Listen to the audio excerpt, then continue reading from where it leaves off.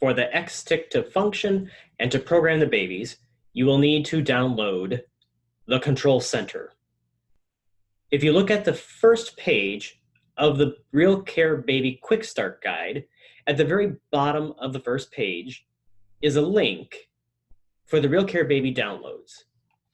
On this page, you will find an additional copy of the Quick Start Guide, your Control Center software, along with the participant video, RealCare curriculum, and additional downloads.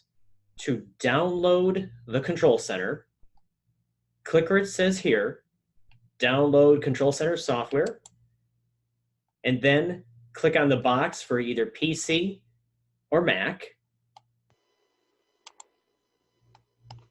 And then to download the file, click download, and then proceed with normal installation instructions.